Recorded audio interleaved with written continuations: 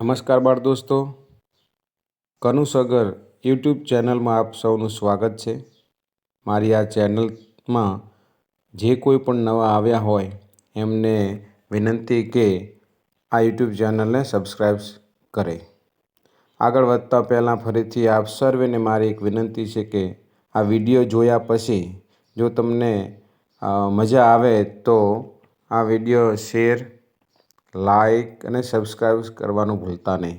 ચાલો આગળ વધીએ પાઠ તરફ। તમારા જ વિષયના નવા પાઠ્યપુસ્તક પ્રમાણે પાઠ 3 ખોટો જવાબની સંપૂર્ણ સ્વાધ્યાય સમજૂતી આપણે જોવાના છીએ। વાતચીત। તમે પરીક્ષા પહેલાં કેવી રીતે તૈયારી કરો છો? હું પરીક્ષા પહેલાં સમયનું યોગ્ય આયોજન કરું છું। દરેક વિષય માટે દિવસ પ્રમાણે સમય વહેંચું છું જેથી દરેક વિષય માટે પૂરતો સમય મળી શકે। મહત્ત્વના મુદ્દાના સંક્ષિપ્ત નોંધ બનાવું છું અને નિયમિત પુનરાવર્તન કરું છું। જૂના પેપરોનો અભ્યાસ કરું છું। જો કોઈ વિષયમાં મુશ્કેલી હોય તો શિક્ષક કે મિત્રની મદદ લઉં છું। વાંચન સમયે વચ્ચે વચ્ચે નાનો વિરામ પણ લઉં છું। તમે જાતે પણ આનો જવાબ લખી શકો છો। 2. પરીક્ષા ખંડમાં પ્રશ્નપત્ર મળે ત્યારે તમને ગભરામણ થાય છે કે ઉત્સુકતા? કેમ? તો પ્રશ્નપત્ર હાથમાં આવે ત્યારે શરૂઆતમાં થોડું ગભરાવું છું, જે સ્વાભાવિક છે, પણ ત્યારબાદ મને ઉત્સુકતા થાય છે કે કયા પ્રશ્નો આવ્યા છે અને શું હું સારી રીતે લખી શકીશ। મોટાભાગે એવું લાગે છે કે મેં જેનો અભ્યાસ કર્યો છે તે પ્રશ્નોમાં જોવા મળે ત્યારે અંદરથી આનંદ થાય છે અને તરત જવાબ લખવાનું મન થાય છે। પ્રશ્નપત્રમાં આવેલ પ્રશ્નમાં જે પ્રશ્નો યાદ કરવા છતાં જવાબ નથી આવડતા ત્યારે ગભરામણ થાય છે। એટલે તૈયારી સારી હોય તો ગભરામણ કરતાં ઉત્સુકતા વધુ અનુભવાય છે। કોઈ પ્રશ્નનો જવાબ તમને ન આવડે તો તમે શું કરો છો?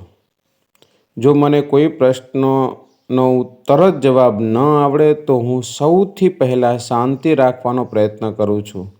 ગભરાવાના બદલે વિચારું છું અને જો જવાબ યાદ ન આવે તો તે પ્રશ્નને થોડા સમય માટે છોડીને આગળના પ્રશ્નના જવાબો લખીને અંતે ન આવડતા પ્રશ્નના જવાબોને યાદ કરું છું।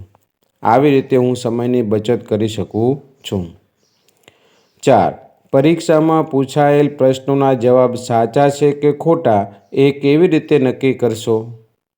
પરીક્ષા પૂર્ણ થયા પછી ઘરે આવીને પાઠ્યપુસ્તક સાથે, મેં કરેલી નોટ સાથે અને શિક્ષકે સમજાવેલ મુદ્દા સાથે બેસીને સરખામણી કરી લઉં છું। આવી રીતે મારા જવાબો સાચા છે કે ખોટા તે નક્કી કરી લઈશ। 5. પાઠ્યપુસ્તક સાથે રાખીને પરીક્ષા આપવાની હોય તો તમને ગમે કેમ? આના જવાબો અલગ અલગ હોઈ શકે।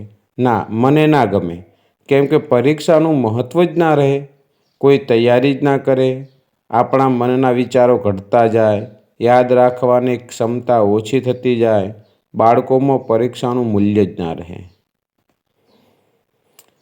6. તમે કોઈ પણ બાબત માટે નિર્ણય લેતા પહેલાં કોઈનો અભિપ્રાય લો છો? શા માટે? હા, હું નિર્ણય લેતા પહેલાં મારા માતા-પિતા, મિત્રો કે શિક્ષકનો અભિપ્રાય લઉં છું। એમના અનુભવથી મને યોગ્ય માર્ગદર્શન મળે છે। ક્યારેક હું જે વિચારું છું એ સાચું હોય તેમ છતાં પણ બીજાની વાત સાંભળીને હું સમજું છું કે શું વધુ સારું છે। એથી નિર્ણય લેતા પહેલાં અભિપ્રાય લેવો યોગ્ય લાગે છે। 7. તમારા લીધેલા નિર્ણય માટે તમને બીજાનું સમર્થન મળે તો જ તમે નિર્ણયને યોગ્ય માનો છો? કેમ? નહીં, હું જે નિર્ણય લઉં એમાં મને ખાતરી હોય તો બીજાનું સમર્થન ન મળે તો પણ મને સાચો લાગે છે। હું વિચાર કરી અને યોગ્ય સમજથી નિર્ણય લઉં છું। એટલે બીજા લોકો શું કહે છે એ પર હું પૂરો આધાર નથી રાખતો, પણ જો કોઈ મારી સાથે સંમત હોય તો આનંદ થાય છે અને આત્મવિશ્વાસ વધે છે। પ્રશ્ન નંબર 2. આત્મ શબ્દથી વધુ શબ્દો શોધીને એને આપણે લખવાના છે। એક આત્મવિશ્વાસ, તો એનો અર્થ છે આત્મશ્રદ્ધા, આત્મબળ, અર્થ મનોબળ. આત્મજ્ઞાન એનો અર્થ થાય છે બ્રહ્મજ્ઞાન. આત્મગુણ તો કે સારો ગુણ. આત્મકથા આત્મચરિત્ર. આત્મસાત એકરૂપ. આત્મસંતોષ પોતાનો સંતોષ. આત્મદર્શન એનો અર્થ થાય છે આત્મજ્ઞાન. આત્મવિચાર એનો અર્થ થાય છે બ્રહ્મવિચાર અથવા આત્મચિંતન. પ્રશ્ન નંબર 3, કૌંસમાં આપેલા શબ્દનો ઉપયોગ કરી ખાલી જગ્યા પૂરો. ઉપર આપણને કૌંસમાં આત્મવિશ્વાસ, આત્મનિર્ભર, આત્મઓળખ, આત્મકલ્યાણ, આત્મરક્ષણ અને આત્મનિર્ભરતા જેવા શબ્દો આપેલા છે. ઉપરના 6 શબ્દો છે ને નીચેની 5 ખાલી જગ્યાઓ છે. એટલે કોઈ પણ એક શબ્દ વધશે. ચલો જોઈએ. દરેક વિદ્યાર્થીમાં પરીક્ષામાં પાસ થવા વિશે આત્મવિશ્વાસ હોવો જોઈએ. 2, તપસ્વીઓ પોતાના ખાલી જગ્યા માટે યજ્ઞ કરતા હતા. તો એમાં આવશે આત્મકલ્યાણ. 3, કન્યા શાળાના મેદાનમાં ખાલી જગ્યા ઊભી કરે એ કયા પિતાને ન ગમે? તો એમાં આવશે આત્મરક્ષણ. 4, પોતાનો પુત્ર પોતાની ખાલી જગ્યા ઊભી કરે એ કયા પિતાને ન ગમે? તો એમાં આવશે આત્મઓળખ. 5, દેશની પ્રગતિનો આધાર નાગરિકોની અને દેશની ખાલી જગ્યા પર છે. તો એનો જવાબ આવશે આત્મનિર્ભરતા પર છે. પ્રશ્ન નંબર 4, નમૂના મુજબના શબ્દોનો ઉપયોગ કરી આપણે વાક્ય બનાવવાનું છે. ઉદાહરણ તરીકે કાચું અને પાકું એવા શબ્દો આપેલા છે. એટલે આ એકબીજાના વિરોધી શબ્દો છે. તો એનું ઉદાહરણ છે ગણિત કાચું હતું પણ વ્યક્તિત્વ પાકું હતું. ચલો અહીંયા જે શબ્દો છે એને વારાફરતી લઈએ. ઉલટું સીધું. વાક્ય બનાવ્યું છે મેં તો સીધું જ કહ્યું હતું કે તે ઉલટું સમજી બેઠો. બીજો મુખ્ય ગૌણ. અભ્યાસમાં મહેનત મુખ્ય હોય છે, નસીબ ગૌણ હોય છે. સાચું ખોટું. સાચું કામ કરતી વખતે લોકો ઘણીવાર ખોટું સમજે છે. સવાલ જવાબ. સવાલ સરળ હતો પણ મનનો જવાબ અસ્પષ્ટ હતો. ઉપર નીચે. મકાન ઉપર સુંદર બાગ હતો પણ નીચે સાદો માળ હતો. આગળ પાછળ. આગળ બેઠેલા શાંત હતા પણ અવાજ પાછળનો હતો. વધુ ઓછું. જ્ઞાન ઓછું હતું પણ આત્મવિશ્વાસ વધુ હતો. લાભ ગેરલાભ. યોજનાથી લાભ થયો પણ વળતર ન મળતા ગેરલાભ થયો. તમે તમારી રીતે પણ વાક્યો બનાવી શકો છો. પ્રશ્ન 5, યોગ્ય જોડકા જોડો. આપણને અ અને બ આપેલા છે. આપણે અની સામે સાચા શબ્દો મૂકવાના છે. પહેલું, પોતાના વિશેનું પ્રશંસાપૂર્ણ આશ્ચર્ય. તો એનો જવાબ હશે આત્મકૌતુક. 2, આત્માનો આદેશ એટલે કે આત્માદેશ. પોતાની જીવનકથા એને કહેવાય આત્મકથા. પોતાની જાતને કેન્દ્રમાં રાખનારું આત્મકેન્દ્રી. પોતે કેન્દ્રમાં હોય તેવું એટલે કે આત્મકેન્દ્રિત. પ્રશ્ન નંબર 6, આપણાને એક ફકરો એની શરૂઆતને આપેલી છે. ખરી વાત તો સાવ ઉલટી છે. ત્યાંથી માંડીને હું પોતે હાથમાં લઈને પૂરું અને આખું જીવીશ એવો ફકરો છે. ત્યાં સુધી વાંચીને આપણે નીચે જે વાક્યો આપેલા છે એમાં આપેલી વિગતો ખોટી હોય તો ખોટો જવાબ અને સાચી હોય તો સાચો જવાબ લખવાનું છે. 1, ભલે જવાબ ખોટો હોય પણ હું મારો જવાબ જ રજૂ કરીશ. તો આ સાચો જવાબ. 2, હું બાજુવાળાને પૂછીને જ લખીશ. ખોટો જવાબ. મારા ગણેલા દાખલાનો જવાબ બીજાએ કહ્યો એ લખીશ. ખોટો જવાબ. લખાણ મારું અને સહી બીજાની એ રીતે જીવન ન ચાલે. સાચો જવાબ. 5, મારો દાખલો શરૂ હું કરીશ પણ પૂરો બીજા પાસે કરાવીશ. ખોટો જવાબ. પ્રશ્ન નંબર 7, આપેલા વાક્યમાં અર્થ માટે સાચો વિકલ્પ શોધીને આપણે સાચું નિશાન કરવાનું છે.